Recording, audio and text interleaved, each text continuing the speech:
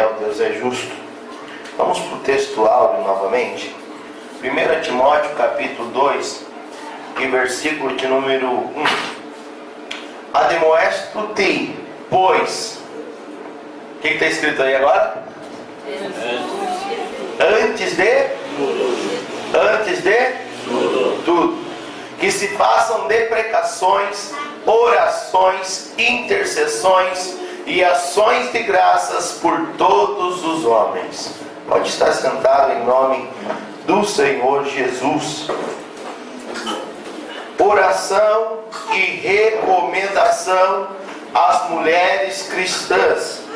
Então vamos perceber hoje nesta lição, Paulo ensinando a igreja que estava ensinando a Timóteo para admoestar a igreja que estava na cidade de Éfeso, para que viessem a orar.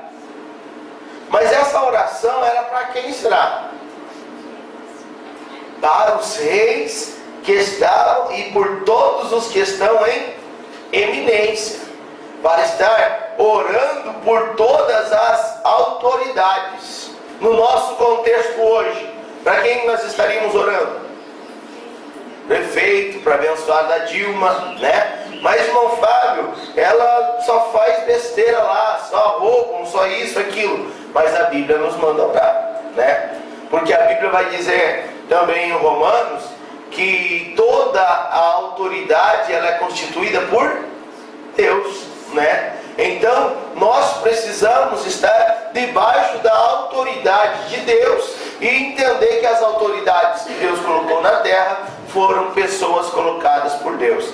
Então essa é uma recomendação de Paulo a Timóteo, para que Timóteo viesse a buscar mais em oração. Vamos lá para a verdade prática, Lucas.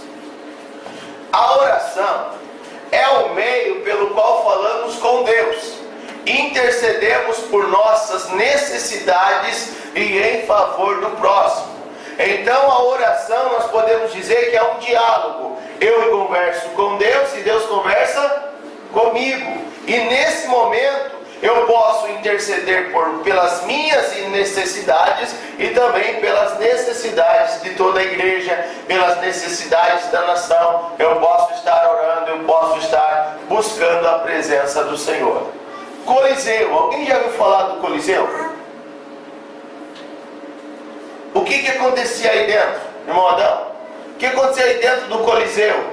Na época da igreja primitiva, o primeiro século da igreja.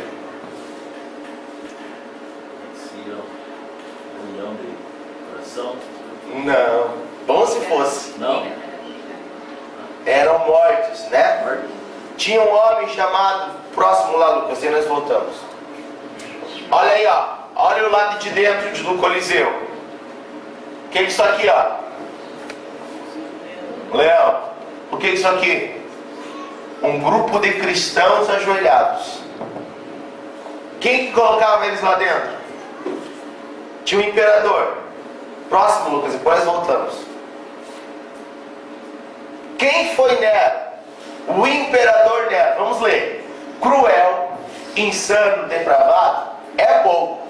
Nero era um monstro. Foi para a cama com a mãe e mandou matá-la. Envenenou o meio-irmão, degolou a primeira esposa e chutou a segunda grávida até ela morrer. O imperador romano também castrou um liberto, vestiu de mulher e se casou com ele numa festa de arromba. Mas o problema mesmo era que adorava cantar e atuar em público, algo imperdoável para quem tinha o título de príncipes, o primeiro do Senado. Próximo. Agora vamos entender o que ele fazia com os cristãos. Nero incendiou Roma e ficou tocando lira enquanto a cidade ardia em chamas. Condenou os cristãos pela tragédia, fazendo deles tochas humanas e jogando-os a cães ferozes. Você cristão só matava, colocava fogo e pendurava em postes da cidade. Imagina só, cristãos mortos, incendiados e pendurados em postes. E essas pessoas agora eram aqueles que adoravam a Deus. Nero vinha, matava eles e incendiava. Quando não matava de cara, pegava e jogava para os cães. Quando ele queria divertir o público, o que ele fazia? Levava para o Coliseu. No Coliseu, todo mundo olhando, os cristãos, volta lá, Lucas, fazendo favor. Os cristãos iam para o meio do terreno lá, mais ou menos, e aí eles soltavam leões desse lugar aqui. Alguém consegue vencer um leão? Pouco a pouco os leões iam matando um após o outro. Dá para orar por Nero, sim ou não? Ele tinha que pegar e ele jogar pro leão.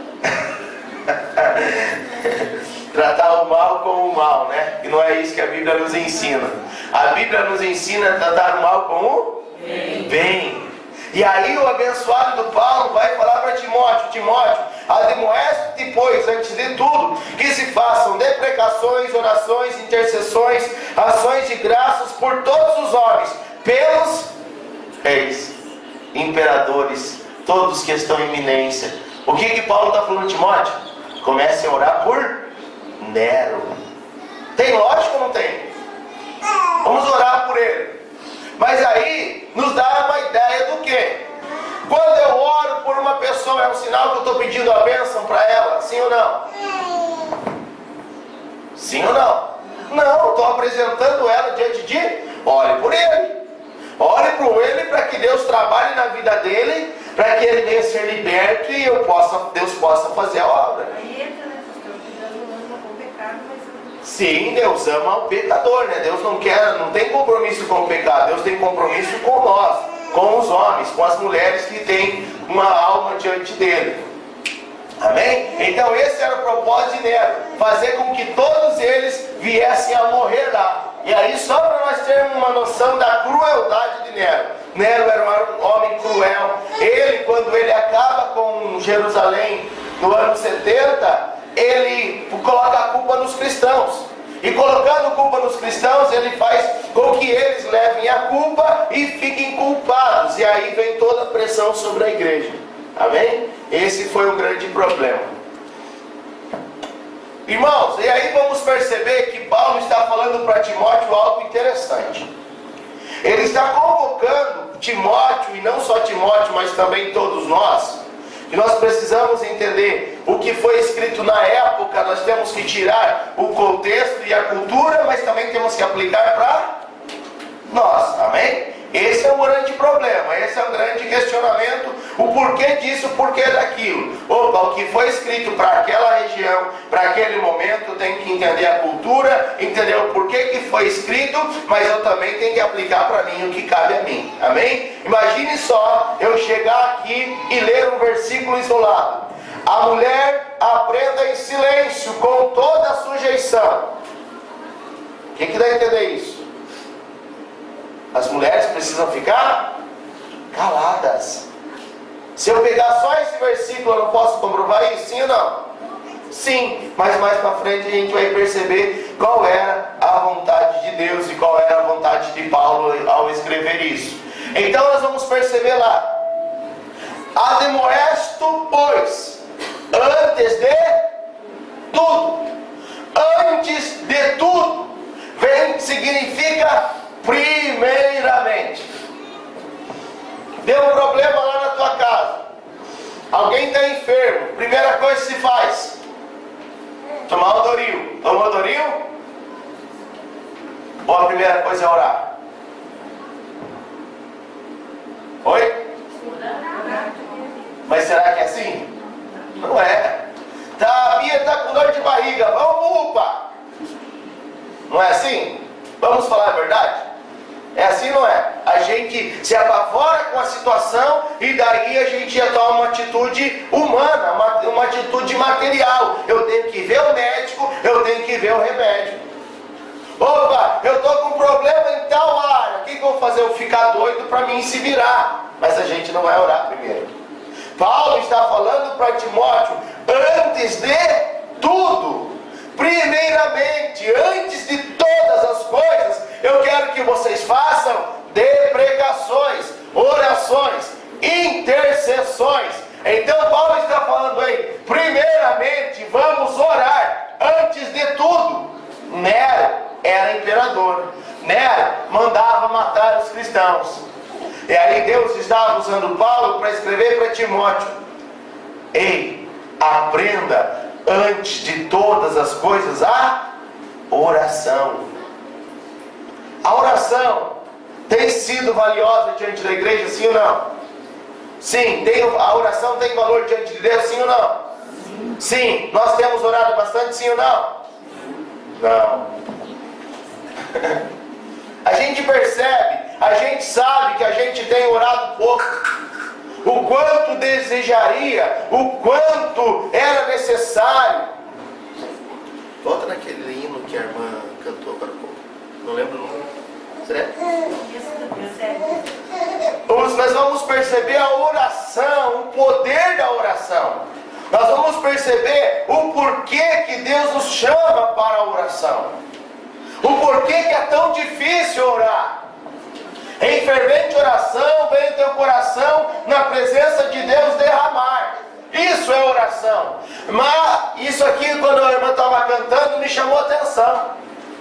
Mas só podes fruir o que estás a pedir quando? Está percebendo por que a gente não consegue orar bastante? Sabe por que a oração não flui? Sabe por que a gente dobra o joelho e passou 10 minutos, amém? Glória a Deus quando é 10 minutos. Por quê? Mas só podes fruir o que estás a pedir quando tudo deixares no altar.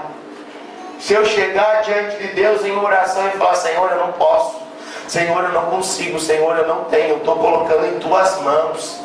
Lançar sobre Ele as nossas ansiedades.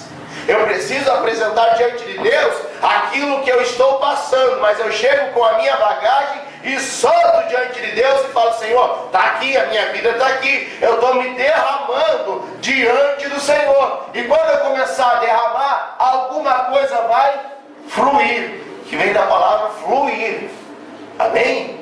Vai fluir alguma coisa a mais, eu vou sentir mais desejo de orar. Comece a imaginar Jesus: Tiazada, fiquem aqui, eu vou orar um pouco lá.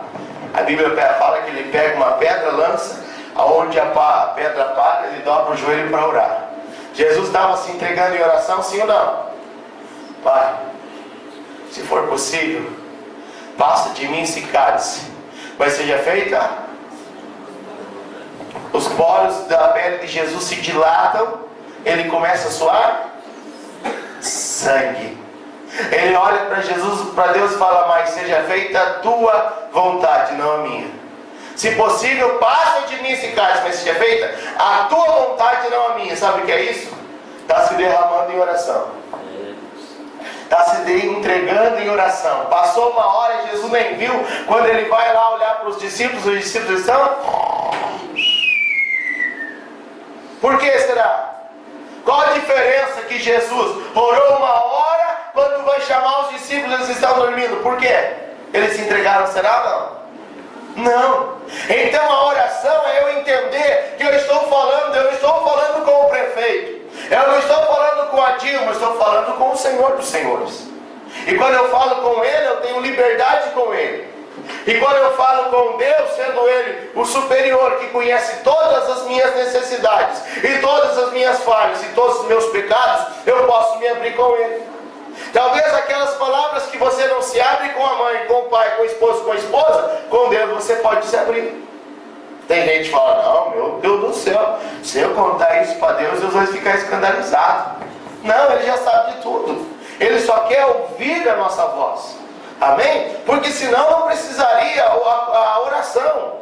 Deus já sabe todas as coisas, sim ou não, Andressa? Sim. Então por que Ele nos convida a orar? Para que mantenhamos uma comunhão com Ele. E aí vamos perceber Deus chamando a igreja para a oração.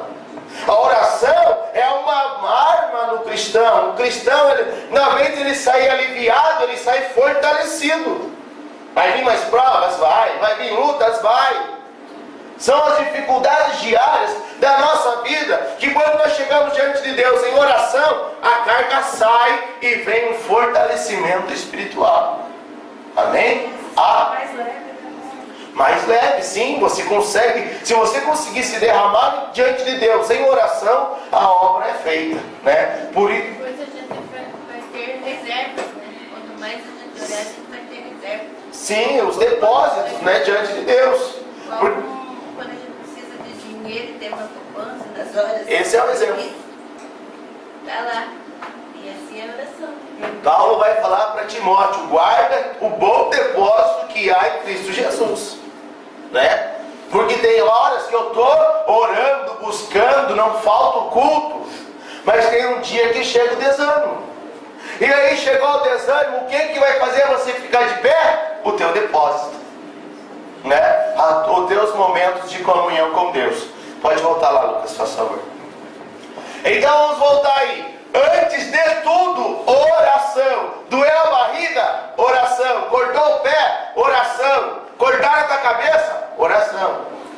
Não, mas dentro da orar, não fala. Dá sim, vamos orar. Buscar a presença do Senhor. Chegou o problema, chegou a dificuldade, chegou aquela notícia trágica na tua vida. Primeira coisa é? Primeira coisa é descabelar. Não, primeira coisa é ir orar. Senhor, está diante do Senhor. Oh, glória, se a gente aprendesse isso, irmãos.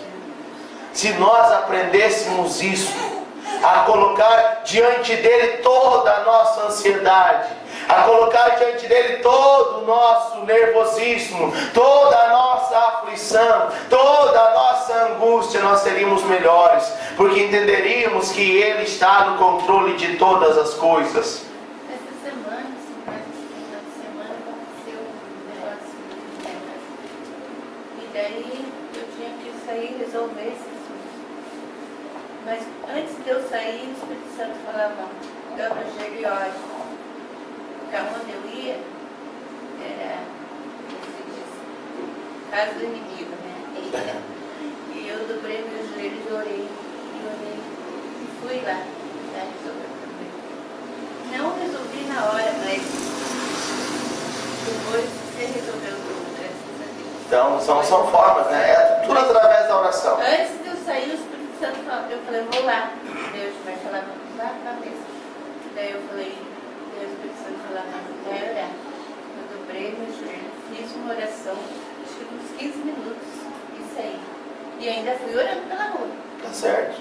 Fiquei lá e pra coisa não ficar Muito feio. Eu ia enfrentar o...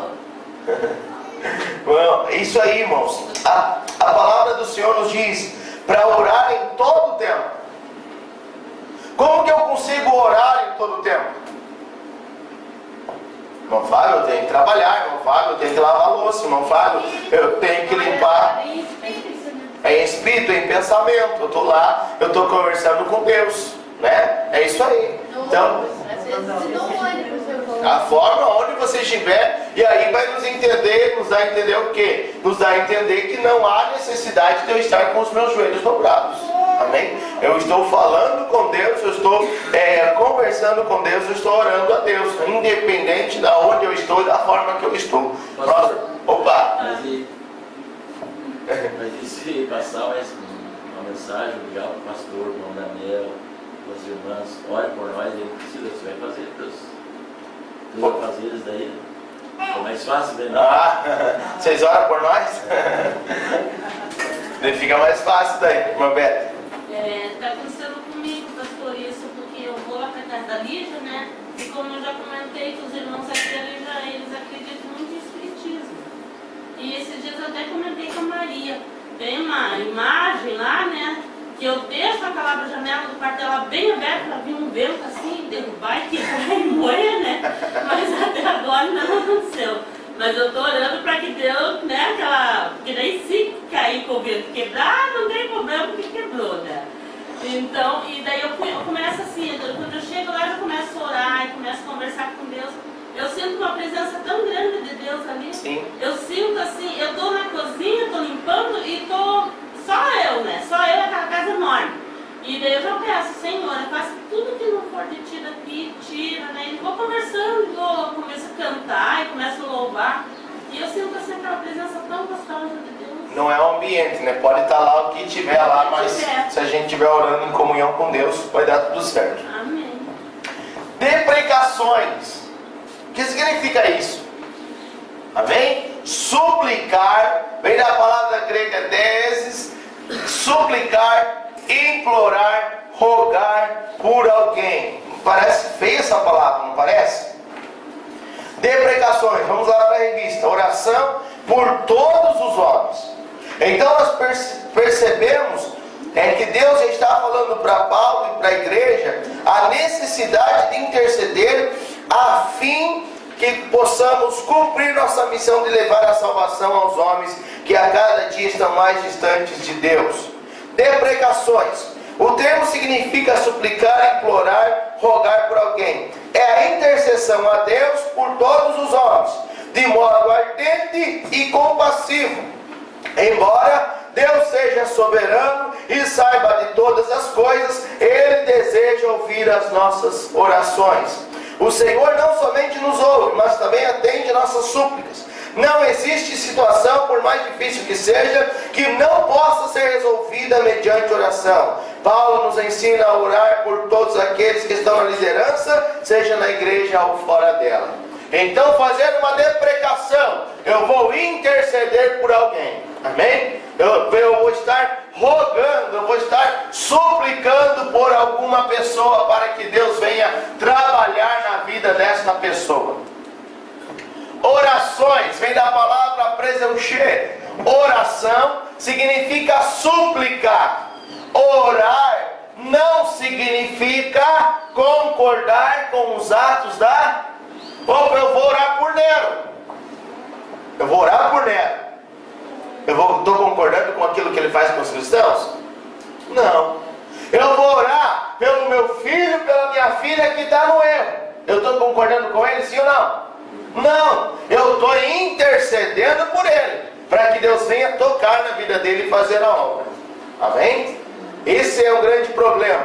Quando a gente vai orar pela vida daqueles que estão fora, a gente sempre fala, Senhor, abençoa. É ou não é? Vai abençoar a pessoa no erro, vai abençoar a pessoa na falha. Nós temos que orar para Deus fazer a obra dele. E Deus sabe o que faz, Deus sabe onde tocar, Deus sabe a área, o que se fazer. Próximo, Lucas. Intercessões, intervenção, mediador, intercessões em favor de alguém. Alguém abre para nós em Ezequiel 22:30. Ezequiel capítulo 22 e versículo de número 30. Posso ler? Pode ler, ficar à vontade, meu irmão. Eu busquei dentre eles um homem que estivesse tapando o muro e estivesse na brecha querendo de mim por esta terra, para que eu não destruísse mais ninguém. Mas ninguém achei. Amém? Mas ninguém achei. Estava procurando alguém que viesse interceder, mas ninguém achei. Isso é um grande problema. Vamos abrir lá em Daniel, capítulo de número 9 e versículo de número 4. E orei ao Senhor meu Deus e confessei e disse: Ah, Senhor, Deus grande e tremendo, que guardas o conserto e a misericórdia para com os que te amam e guardam os teus mandamentos. Amém? Essa oração é uma oração intercessória. Quando que Daniel faz essa oração? Alguém lembra? Daniel capítulo 9, versículo 6. 70 semanas. Não, 70 anos, né? Quando nós vamos perceber o que? Daniel, ele foi da onde e foi para onde? Ô Marisa, Daniel saiu da onde e foi para onde? Saiu de Jerusalém, Nabucodonosor pegou eles lá e levou eles para Babilônia. Daniel, estava na Babilônia. Antes deles saírem da Babilônia, um profeta chamado Jeremias falou: ei, vocês vão lá e vão ficar quantos anos lá? Quantos anos? Quantos anos cativeiro da Babilônia? 70 anos. Amém? Quando Daniel estava um dia orando lá, que Daniel era um homem que orava, glória a Deus, amém? Daniel era um homem que chegava na casa dele, abria a janela com direção a Jerusalém e orava quantas vezes por dia? 3 vezes. 3 vezes, de manhã, hora do almoço e à tarde. E o que me chama a atenção nisso, não é assim, eu vou orar porque sobrou tempo, eu vou orar porque tem uma brechinha de tempo aqui, não. Eram momentos específicos. Ai, ai, ai. Das 7 às 8 eu estou orando, não me incomode. Da meio-dia às 1 eu estou orando, não me incomode. Das 6 da tarde às 7 da tarde, não me incomode, porque eu estou orando. Eram tempos específicos. No relógio de Daniel já estava marcado que aquelas horas eram horas de orações. Daniel, quando está orando, a oração de Daniel no capítulo 9, ele começa a olhar para o calendário, ele começa a ver os anos, e ele percebe que o quê? Que os 70 anos estão se findando. Saímos de Jerusalém em aproximadamente 600, vamos voltar em 530. Opa, então já está próximo do 530. Daniel começa a fazer o quê? Orar. Que tipo de oração? Senhor, me guarda. Senhor, me abençoa. Senhor, me fortalece. Senhor, entra com a tua providência na minha vida. Senhor isso, Senhor aquilo, Senhor aquele outro.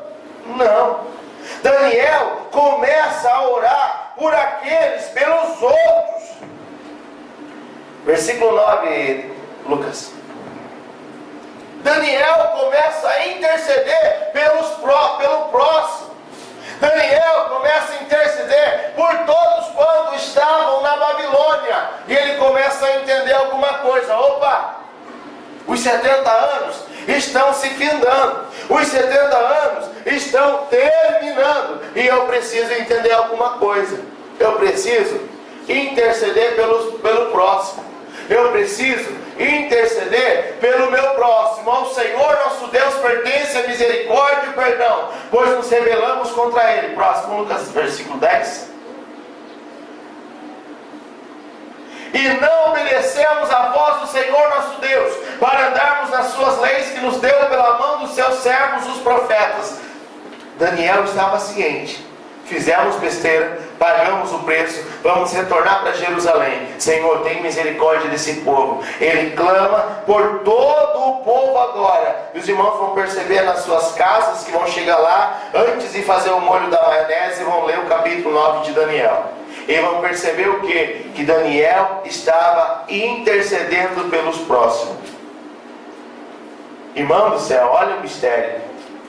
Quando eu intercedo, quando eu venho aqui para orar pelo meu próximo, sabe quem que Deus abençoa? Eu. Está vendo que é diferente? Eu acho que quando a gente começa a orar por alguém, você começa a mostrar mais pessoas, né? Sim. Começa a vir, se eu estou no ônibus orando, de repente vai aparecer Esses dias eu estava orando, uma mulher caiu em cima de mim, se desequilibrou no ônibus e foi em cima de mim, mas ela deu um susto. Já gritou, queima! Não, daí eu falei, eu te machuquei. Eu falei, não se machucou a senhora. Daí os outros acharam que eu estava dormindo, né? Porque eu estava de olho fechado. E daí ela se desequilibrou. Mas olha, foi o tombo. Irmãos, então aprendemos isso. Quando eu intercedo por alguém, eu sou abençoado. Amém? Que cada um de nós aprendamos a interceder pelo próximo, porque a resposta vai vir para a tua casa. Quanto mais eu intercedo pelo meu próximo, pela minha próxima, eu serei abençoado. Eu estou orando pela vida, estou intercedendo pelo meu próximo, e Deus está entrando com a providência na minha vida. Isso é lindo, essa é a necessidade. Pode voltar lá, Lucas. A necessidade da oração que nós precisamos ter diariamente na presença do nosso Deus. Então vamos lá. Ações de graça. Vem do termo grego Eucaristia. A expressão é autoexplicativa, denotando orações em que a pessoa expressa sua gratidão a Deus por bênçãos recebidas, ou até por coisas adversas. Por isso Paulo diz: em tudo dai graças, porque esta é a vontade de Deus em Cristo Jesus para convosco. Eucaristia, ações de graça. Gratidão a Deus. Você tem sido grato a Deus? Mas, irmão Fábio, se eu contar a metade do pepino, como que eu vou agradecer? Não tenho motivos para agradecer. Mas Paulo, ele diz em 1 Tessalonicenses capítulo 5, 18, em tudo. Eu estou na prova da graça. Eu estou na bênção da graça. Agradeça a Deus. Eu estou na vitória. Eu estou na lama. Eu estou na prova. Eu estou na dificuldade. Eu estou na bênção da graça. Agradeça a Deus. É fácil? Apertou a sola do sapato, a gente não reclama? Deu alguma dificuldade, a gente já não começa um espírito de murmuração? É assim, não é? Mas só que a palavra nos ensina ao contrário. Chegou o problema lá? Dê graça. Porque Deus, nós conseguimos ver o passado e o presente, mas Deus contempla o futuro. Ele sabe o dia de amanhã, Ele sabe o que vai ainda acontecer. E aí o Senhor está falando para nós, como Paulo está falando para Timóteo, o contexto é esse: agradeça a Deus por Nero.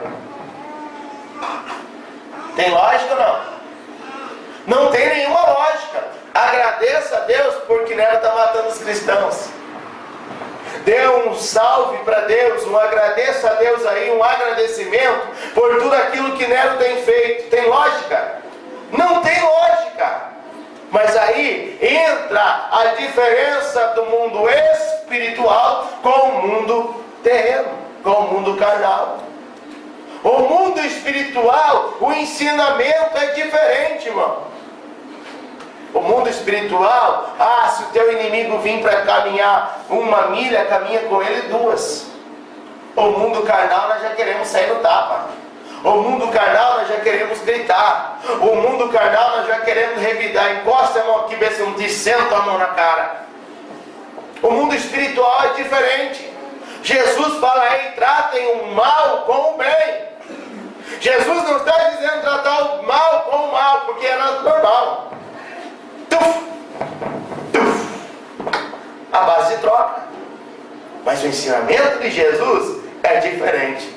Por isso que o ensinamento de Jesus modificou toda aquela região, toda aquela época, e os fariseus falavam: nossa, ele ensina, mas ele ensina com autoridade, porque o ensinamento dele era um ensinamento diferente, era o ensinamento das coisas de cima.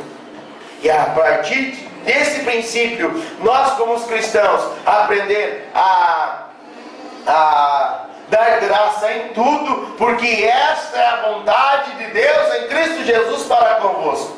Esse é o plano de Deus, que a gente venha agradecer a Deus por tudo aquilo que Deus tem feito. Em tudo dai graças. Próximo, Lucas. Então, irmãos, percebemos alguma coisa.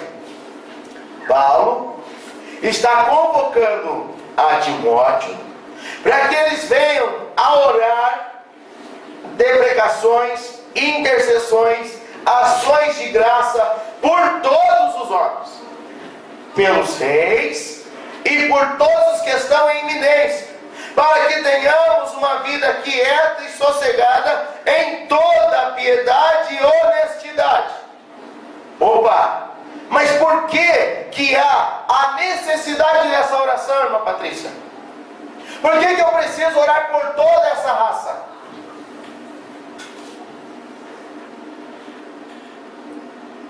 Por que eu preciso orar pela humanidade, irmãos? Modão, tá com a palavra.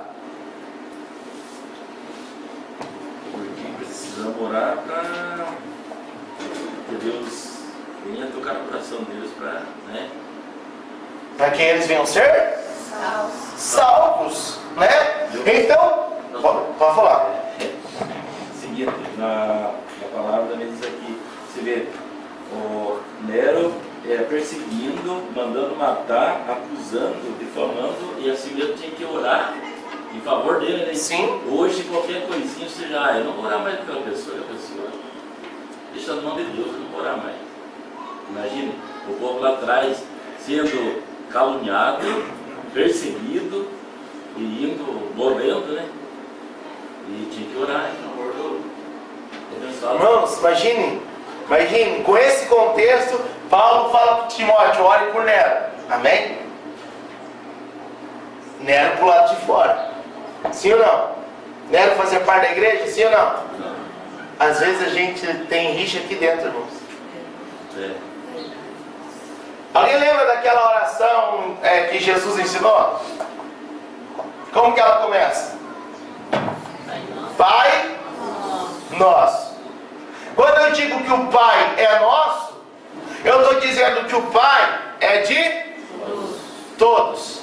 Mas será que eu considero o meu irmão que está do meu lado como meu irmão? Estão percebendo? A gente não consegue orar nem por Nero, irmão. Sabe por quê? Porque nem o nosso irmão que está do nosso lado nós conseguimos orar por ele. Nós queremos ver ele cair. Nós queremos ver ele tombar. Nós queremos ver ele escorregar. Nós queremos ver ele se dar mal para eu dizer, viu, Deus está na minha vida, não está na tua. Pai nosso, opa, quando o meu pai é nosso, é um sinal que ele é o pai de todos. Só que eu não aceito o meu irmão como meu irmão. A pessoa que está ao meu lado não é meu irmão, porque eu não considero ele como meu irmão. Eu não quero ver o tombo do meu irmão. Eu não posso querer ver o meu irmão cair. Eu não posso querer torcer pela queda. Eu não quero torcer para que ele se dê mal. Eu não posso torcer para que ele seja envergonhado. Eu não posso torcer que o ministério dele não cresça. Ao contrário, o Pai é nosso. Se o Pai é nosso, todos nós somos irmãos. Sem expandir, irmãos. Sem expandir para o lado de fora, só para o lado de dentro. Amém, irmã Marisa? Só para o lado de dentro nós já temos problemas. Imagine se a gente for falar que uma prostituta é a nossa irmã. Falarmos que aquele drogado, aquele que roubou tal coisa é nosso irmão. Só para pensar um pouco. Está pensando? Pai é nosso, mas nós não queremos a pessoa ao nosso lado. Amém? Isso é um grande problema. E Jesus pede para nós sermos igual a Ele. São três, mas são? São três, mas são? Unidade. Corpo, cabeça, tronco, membros inferiores e membros superiores. Só que cada desse corpo tem cada pedacinho que a gente parece que não dá valor. Cada pedacinho desse corpo tem um valor diante de Deus. Uma certa feita, uma moça, a irmã dela, perdeu o dedo mínimo do pé. Foi decepado. Sabe o que aconteceu? Perdeu o equilíbrio na caminhada. Mas não tem lógica, irmão. Não tem lógica. Tudo que faz parte do corpo. O corpo para estar são, estar sadio, para estar em ordem, tem que estar todas as partes do corpo. Veja alguém que foi mutilado. Veja alguém que perdeu um braço, perdeu uma perna. Muda a vida da pessoa ou não vida? Muda. Claro que muda. Então nós precisamos aprender a viver nessa unidade que Deus tem preparado para nós. Nós precisamos entender que o nosso irmão é meu irmão. E se dói nele, também dói em mim. Se der caiu alguma coisa no teu pé, quem vai sentir só o pé? Não. Vem a dor aqui e aqui já sai. Ai! Bati o dedo na porta. Só o dedo. Viu? Viu, seu bobo? Bateu o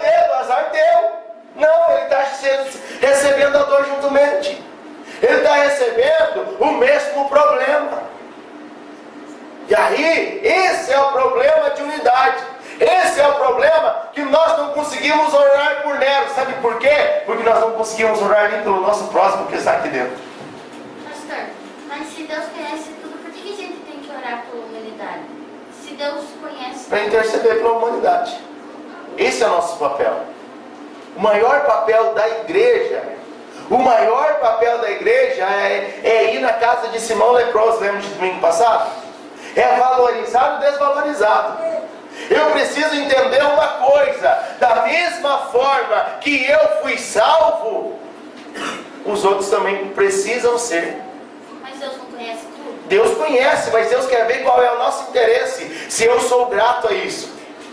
Ah, você, Andressa, foi salva. Você quer que a irmã Maria seja salva? Então ora por ela, interceda por ela. Deus conhece o coração da irmã Marisa? Conhece, mas Deus quer ver qual é a tua atitude em relação à salvação que Ele já te deu. Amém? E por isso que nós percebemos que nós, igreja, estamos de braço cruzado. Irmão Fábio, a salvação é para todos. Sim, porém ela é individual. E se ela é individual, eu preciso interceder pelos demais. Eu preciso orar. Eu preciso interceder por ele, para que Deus venha preparar o caminho dele. Deus já sabe de todas as coisas. Como Deus sabe de todas as coisas, todo mundo ficava parado. Todo mundo ficava sem fazer nada. Não precisava. Percebe como? Deus não pode trabalhar no sonho? Sim ou não? Dar um sonho, dar uma visão para uma pessoa? Precisava pregar o evangelho? Não. Então aí, Deus está dizendo: ei, eu estou passando a bola para vocês. Se vocês são gratos em relação à tua salvação, alcance mais alguém também. Esse é o ponto de vista. Multiplicação. Esse é o ponto de vista. Ei, você já foi salvo? Já, graças a Deus, Deus me libertou. Então ore pelo próximo. Por aquele teu amigo, por aquela tua amiga, pelo teu vizinho, pela tua vizinha. E não vai faltar nunca gente para orar. Amém?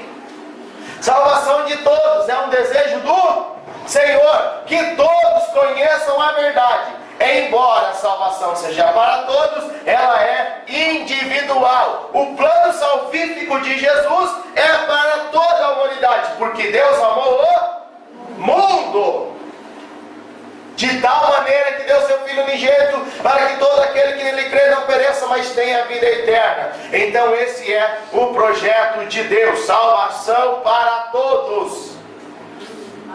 Aí ó, globo terra nas mãos de alguém. Próximo, Lucas. Só há 3 coisas que uma pessoa pode fazer: fugir, ficar olhando, ou... Qual foi a tua escolha? Mãozinha na cabeça. Fugir, ficar olhando ou fazer algo? Eu preciso ir lá para a África pregar, sim ou não? Preciso ir lá para a África pregar, sim ou não? Sim. Preciso ir lá para a África pregar, sim ou não? Pode pregar aqui mesmo, né, pastor? Não adianta eu ir lá para a África se eu não comecei nem na minha casa. Não adianta eu ir lá para a África se o meu vizinho nem sabe que eu sou crente. Mãozinha na cabeça. Não adianta eu querer ir lá para a África se nem testemunho de cristão estou aqui. Hoje a irmã Vera Prestes vai estar pregando aqui à noite. Uma mulher que teve base na cidade, Deus enviou ela para lá. Mas para ir para lá, eu tiro o chapéu para essa mulher. Porque eu sempre falo e torno a falar. Missionário não é sair daqui e sair pregando em igrejas por aí. É o que muitos por aí, missionária tal, vem aí pregar, ela pega toda a igreja aí, ela já foi na favela lá, ela já foi lá na cadeia, ela já foi lá na rua do prostíbulo lá, já foi lá, será? Amém? Missionário é fazer uma missão debaixo da unção de Deus. E aí você vai para a África e vê os endemoniados levitando e saindo voando, e você não tem nenhuma base. Nossa, o que eu ia fazer aqui? Está entendendo? A pessoa cai endemoniada e volta assim, ó, sem colocar a mão no chão. Entendeu? Ela cai e ela volta e fica de pé, sem colocar a mão no chão. Existem, se os irmãos procurarem no YouTube, vocês vão contemplar batalhas entre pastores e macumbeiros lá na África. Então, não é o lugar de ir lá. E muitos vão para a África, mas vão para os lugares bons da África. É a mesma coisa eu querer ir para, vamos dizer, vou vir para Ponta Grossa, mas vou pregar no centro. Não quero ir nos locais mais necessitados. É a mesma coisa, eu só estou indo lá passear. Então, há uma necessidade da igreja aprender, fugir, ficar olhando ou fazer algo. Eu preciso fazer algo. Nós precisamos fazer algo. Alguém está precisando ouvir uma palavra assim: Jesus te ama e tem um plano na tua vida. Entregue a tua alma a Ele e você será salvo. Pastor, se o meu vizinho não sabe que eu sou crente, daí eu pego em meu outro lugar para pregar, então fica lá na primeira parte, lá fugir, né? Está fugindo.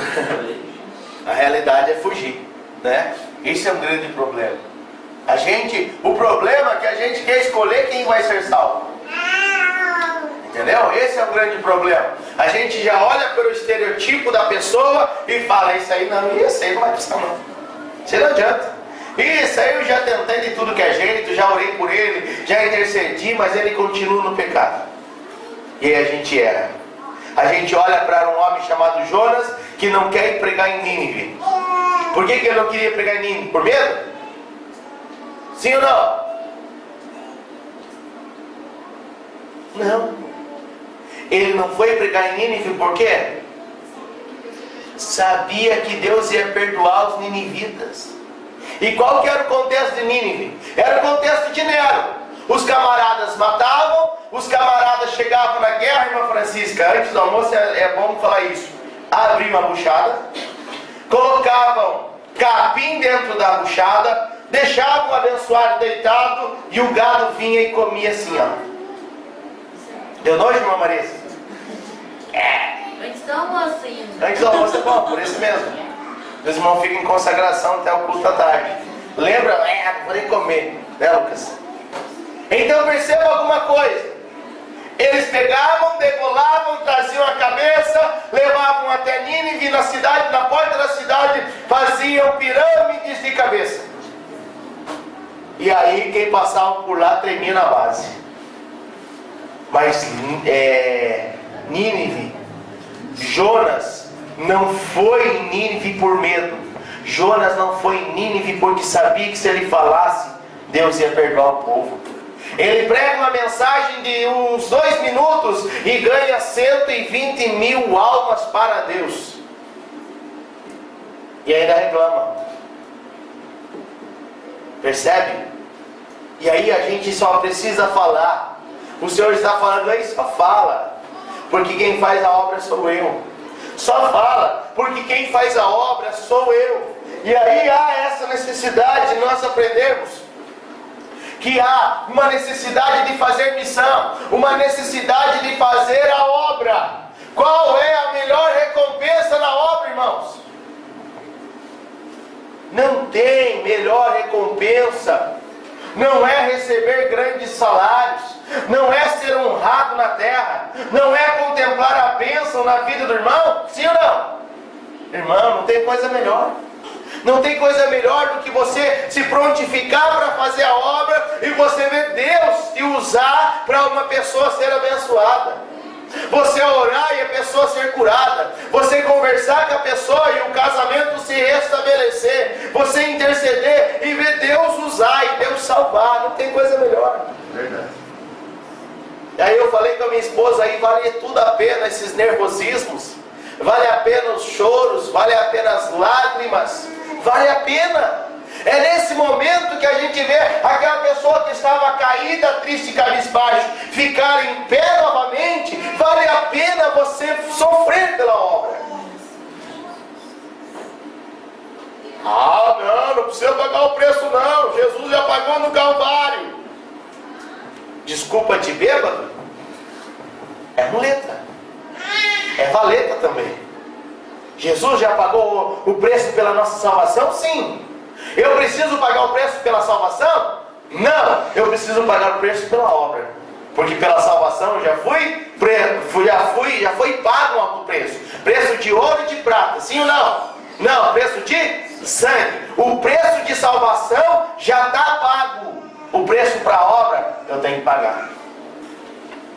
Porque da mesma forma que eu fui salvo, eu preciso ter a necessidade de querer que os outros sejam salvos.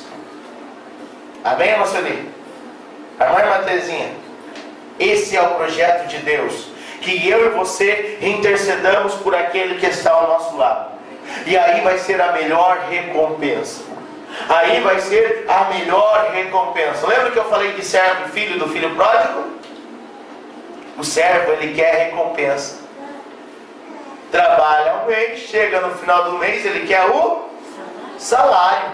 Servo, eu trabalhei, eu quero recompensa. Filho não. Filho, ele está na presença do pai não por aquilo que o pai dá, mas por aquilo que o pai é. O filho pródigo sai da casa como servo, mas volta como filho. Sai da casa requerendo o retorno, volta para casa querendo a presença do pai. Amém? Glória a Deus. Seja um canal de bênção. Aí fora, irmãos, a gente vê muito pessoas cumprimentando assim: paz do Senhor, vaso. Paz do Senhor, vaso. Deixa Deus te usar, vaso. O que é melhor ser, um vaso ou um canal? Um canal. O vaso pode estar vazio e o vaso pode estar cheio, mas quem que vai se alimentar desse conteúdo? Quem? Não pode ser ninguém. Tem muitas pessoas cheias para si mesmo, cheias para o seu próprio ego. Mas o Senhor está falando: eu quero que você seja um canal. Vem aqui, sai e vai em outras pessoas. Amém, irmãos? Quem quer ser um canal na presença do Senhor? Abençoador de vidas, abençoador de famílias, abençoador de ministérios, abençoar vidas, ser um canal de bênção. Eu fui um canal de bênção na vida dele, eu fui um canal de bênção na vida dela. Aleluia. Esse é o projeto de Deus para as nossas vidas. Então, a melhor recompensa é contemplar o querer e o trabalhar de Deus. As mulheres na casa de Deus, ai, ai, ai. A mulher cristã precisa ser reconhecida não somente por sua maneira de vestir, mas por suas atitudes. Amém? É muito bom estar bem vestida. É muito bom ter bons costumes. É muito bom ter boas atitudes. Mas se for para colocar na balança, o que Deus quer? Atitudes, que mais? Obras. Amém? Deus requer da igreja, Deus requer do seu povo e das mulheres, como aqui o abençoado do Paulo está tratando com Timóteo, a maneira de se vestir das mulheres. As mulheres na casa de Deus. Paulo orienta Timóteo quanto à maneira correta de as mulheres se comportarem na igreja. A mulher cristã precisa ser reconhecida não somente por sua maneira de vestir, mas por suas atitudes. Não podemos nos esquecer que nosso corpo é templo. Nós somos o templo. Daqui a pouco vai dar mais ou menos umas 15 para as 11. Fechamos aqui as portas. Deus fica aqui e nós vazamos, como diz a pesada. Fechamos as portas e Deus vai conosco. Correto? Certo ou errado?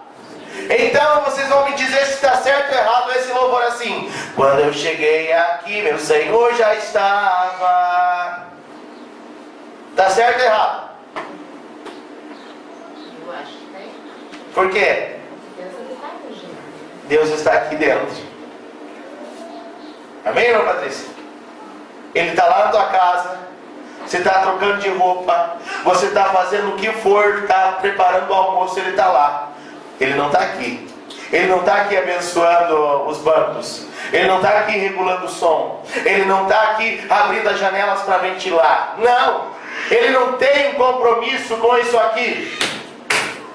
Ele tem um compromisso com isso aqui. Ó, bateram lá, responderam, quer ver? Ó? Vamos bater agora. Irmãos, você vai perceber alguma coisa. O que? Deus quer morar dentro de nós. E aí eu preciso refletir aquilo que Deus está fazendo na minha vida. Basicamente isso. Eu vou refletir o que está dentro de mim. E aí eu não posso ser taxativo em falar, não, Deus só quer o lado de dentro. Ah, o irmão Fábio, ele falou que não faz mal ir com tal roupa. Mas tem roupas que só Jesus na calça. É ou não é? Opa, não faz mal. Como eu já falei, se for para vir com micro saia, venha de calça. Mas tem umas calças que só Jesus na calça. É ou não é? Percebam bem, não interpretem mal. Nós temos que ter a prudência. Nós temos que ter, eu já falei aqui, será que a nossa, para que Deus fez a vestimenta? O povo andava peladão lá no passado? Lá no Jardim do Éden? Adão peladão, a abençoada da Eva peladona. Só que depois que eles pecaram, o que houve? Sentiram vergonha. O que acontece? Folha de barreira neles. Cobre tudo isso aí, misericórdia, coisa mais feia.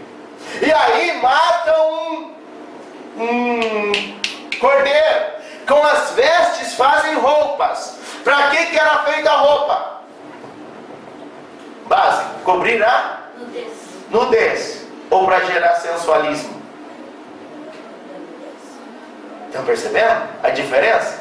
A roupa, ela foi criada para cobrir a nudez e não para gerar sensualidade e desejo no sexo oposto. Eu posso estar bem vestido, vai lá Lucas para frente. Eu posso estar bem vestido sem ser vulgar. Vai lá para a imagem que tem lá na frente primeiro. Aí. Ela está vulgar, sim ou não? Não. Está bem vestida? Está linda? Está vulgar? Não. Precisa estar vulgar para ser linda? Não. Eu preciso conquistar pelo que está dentro ou pela aparência? Pelas curvas. Estão percebendo? É isso que a igreja tem um problema de extremos. O problema da igreja é extremos, como eu já falei aqui. Lembra? Ou vai para o lado A e não pode nada, ou vai para o lado B e pode tudo.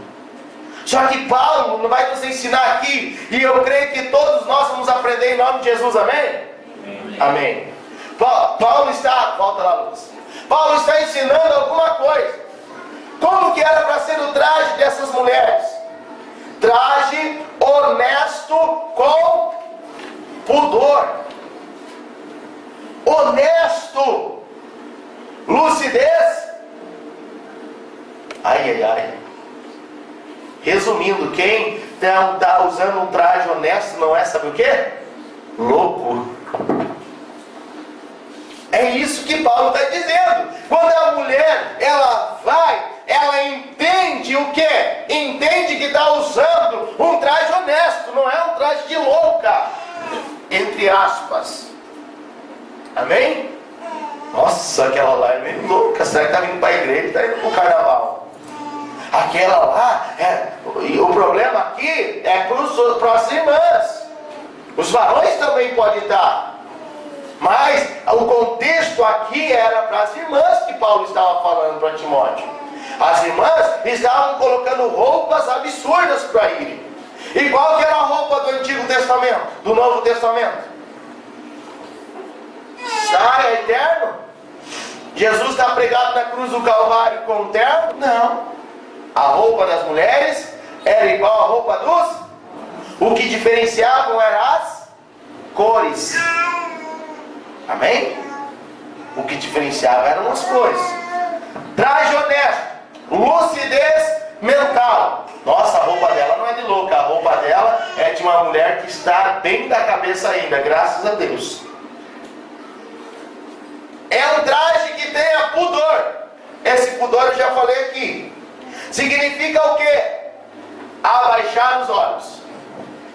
Imagine você lá, está lá, toma o teu banho, passa aquele perfume, coloca a roupa, daí você pensa, estou pronta. Quando olha no espelho,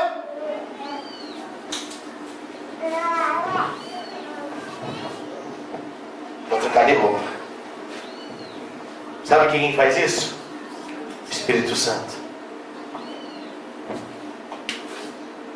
Para ir na igreja não está boa assim. Para ir no shopping está boa assim, tá certo? Não. Eu sou cristão. Eu sou cristã. Se eu vou, não posso ir na igreja assim, eu também não posso ir no shopping assim. Porque Jesus não está aqui dentro da igreja, Jesus está dentro de mim. Quem pode dar glória a Deus diz amém. Amém. Amém. Esse é chegar diante do espelho e não se sentir envergonhado, não se sentir acuado, com medo, chegar ao ponto de olhar para baixo.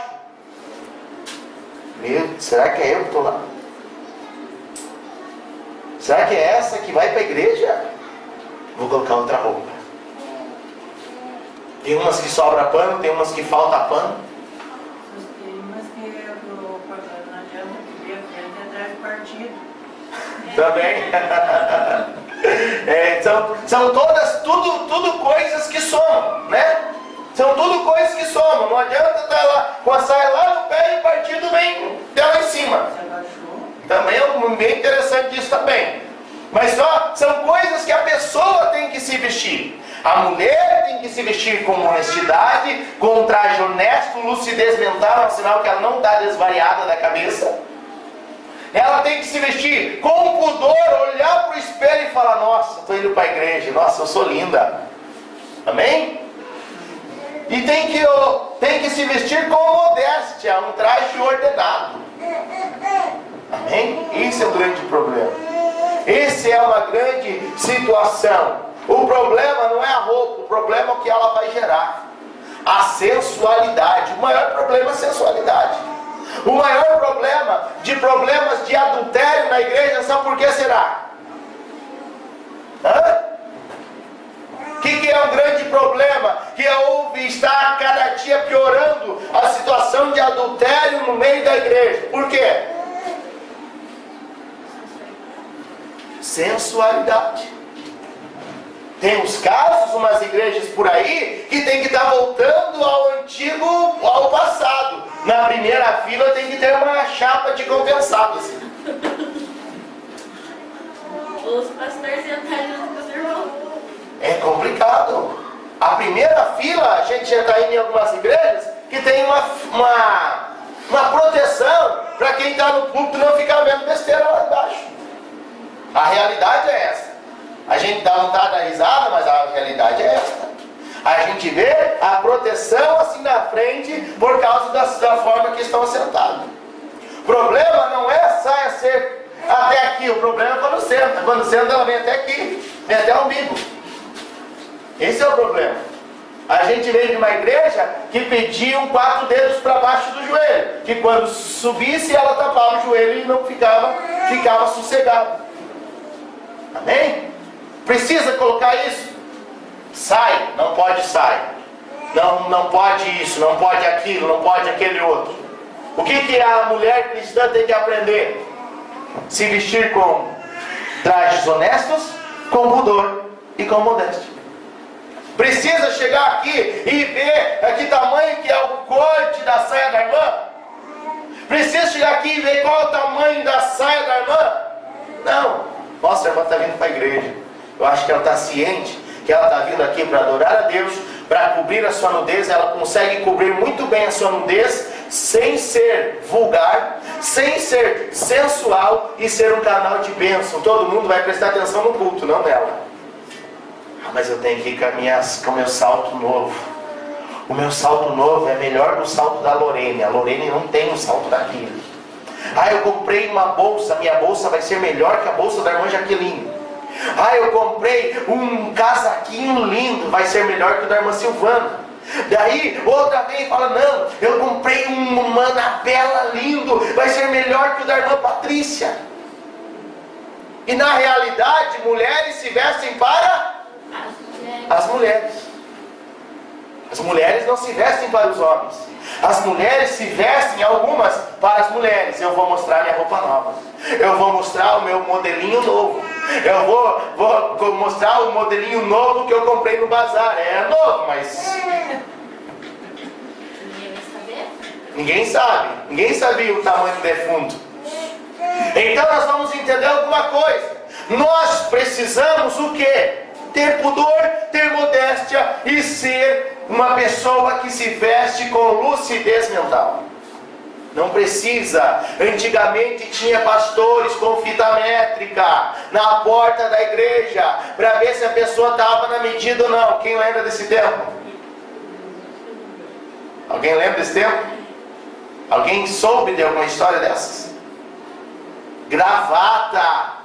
O homem tinha que vir com uma gravata larga. Se viesse com uma gravata fina dos modelos de hoje, italiana, misericórdia.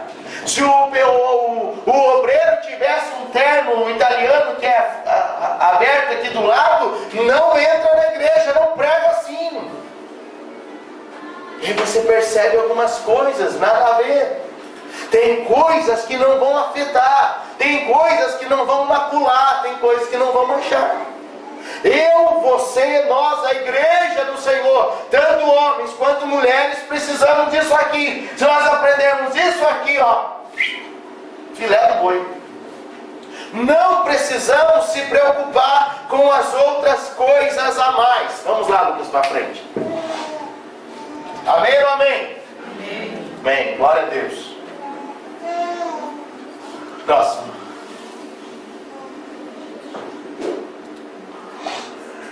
Olha aí, olha as irmãs aí, todas bem vestidas, sem ser vulgar e chique para ajudar.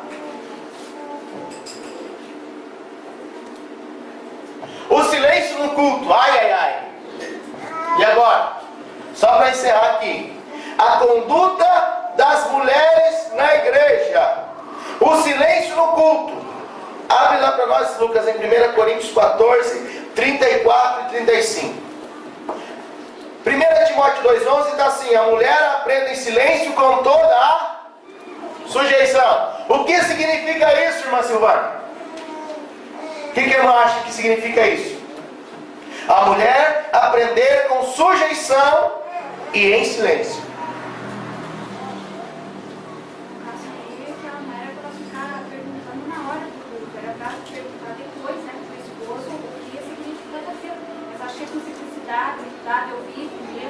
Sim, isso mesmo.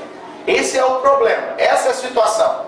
Imagine um momento de pregação, alguém falando mais que o homem da cobra, só que em relação à pregação.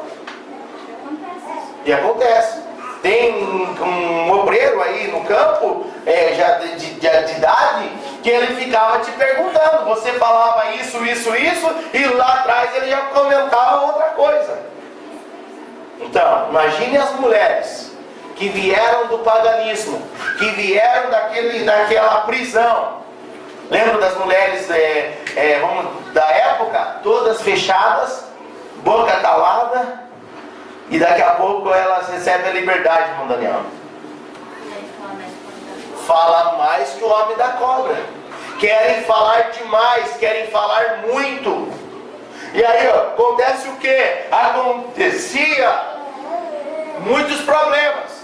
Vamos ver o que Paulo fala em Coríntios, outro contexto. As mulheres estejam caladas nas igrejas, porque lhes não é permitido falar, mas estejam sujeitas como também ordena a lei. E agora? E teu irmão que fala assim, tem que fazer isso lá na casa, pastor. As mulheres estejam caladas lá. E se querem aprender alguma coisa, está aqui a resposta, meu Silvano, é isso mesmo. E se querem aprender alguma coisa, interroguem em casa a seus próprios maridos, porque é indecente que as mulheres falem na igreja. Aí parece que é feio, é ridículo a mulher falar na igreja. Mas a ideia é o quê? A mulher começar a falar no momento que alguém está pregando, que alguém está ensinando. E aí, nós vamos perceber que, 2 Timóteo, capítulo, eu troquei de Bíblia e me perdi aqui. 2:11. Vamos para o versículo 12 lá. 2 Timóteo 2:12, Lucas. Olha como dá para defender bem essa tese e o texto se explica. É 1 Timóteo, perdão, Lucas.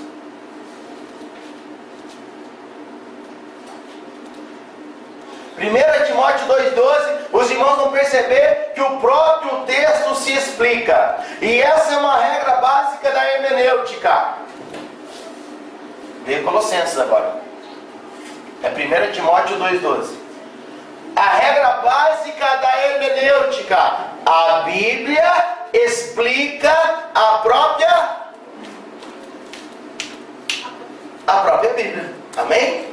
Eu não preciso pegar outros livros para provar a Bíblia. Não, a própria Bíblia explica a própria Bíblia. Não permito, porém, que a mulher ensine nem use de autoridade sobre o marido. Exemplificou ou não? Sim ou não? Lorena, exemplificou? Entendeu? Paulo está dizendo: não permito, porém, que a mulher ensine nem use de autoridade sobre o marido. Resume-se aqui: a mulher não precisa ensinar o marido, porque o marido já era cristão. A mulher não precisa querer colocar ordens no marido. Glória a Deus. A mulher não pode estar acima do marido.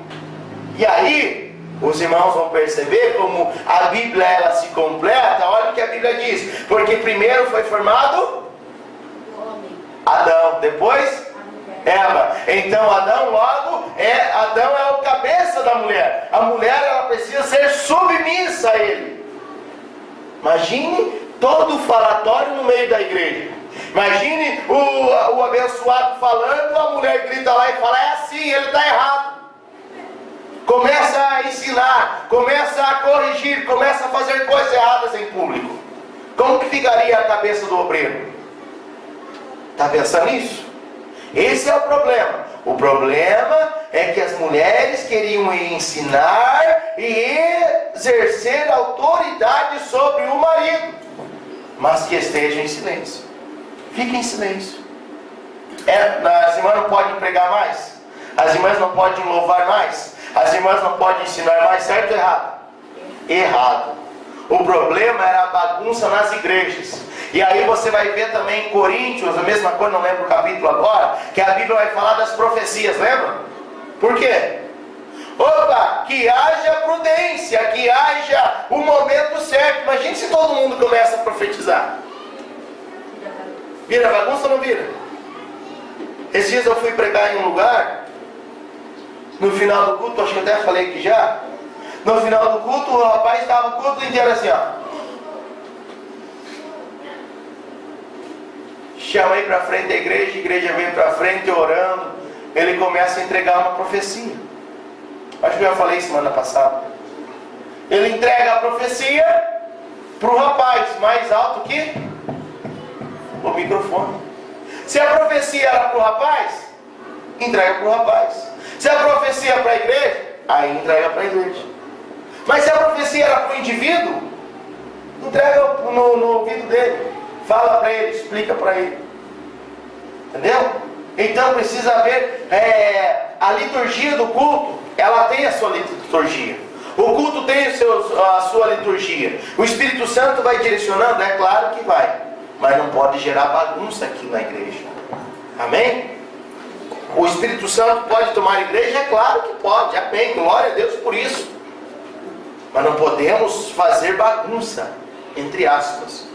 Uma bagunça errada, uma atitude errada. Amém? Porque há pessoas que às vezes não têm uma noção do que está acontecendo. Mas quando é o Espírito Santo que está trabalhando, pode ficar sossegado e deixar Deus usar e deixar ser canal de bênção.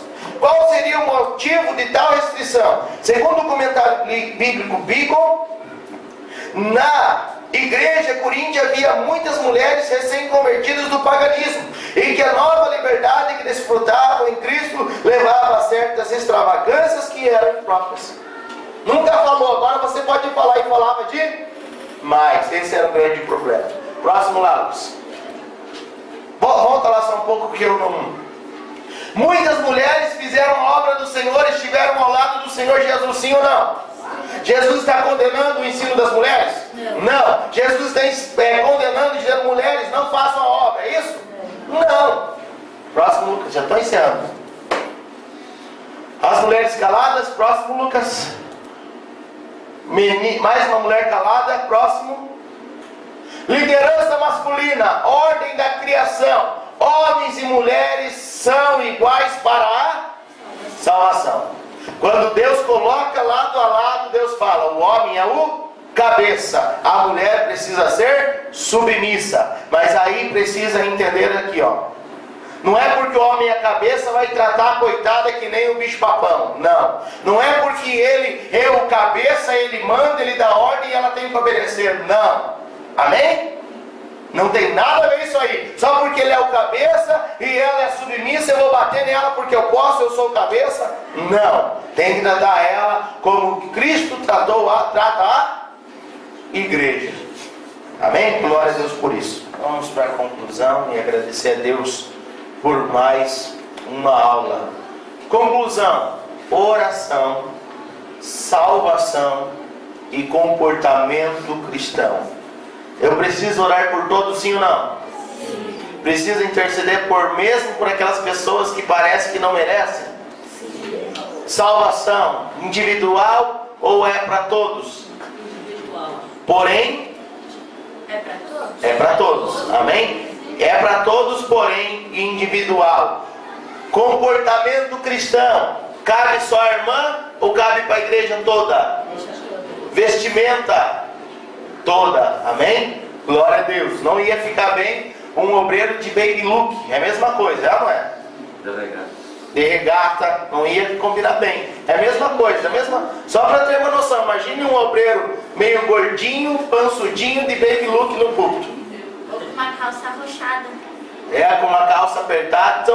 Então, isso a gente precisa aprender. E entender que há necessidade de um comportamento cristão. E eu creio que Deus tem trabalhado, Deus ainda vai continuar trabalhando sobre as nossas vidas.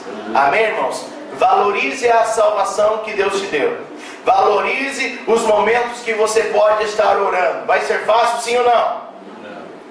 Das 11 à meia-noite você pode dormir, mas você pode orar. O que você vai fazer?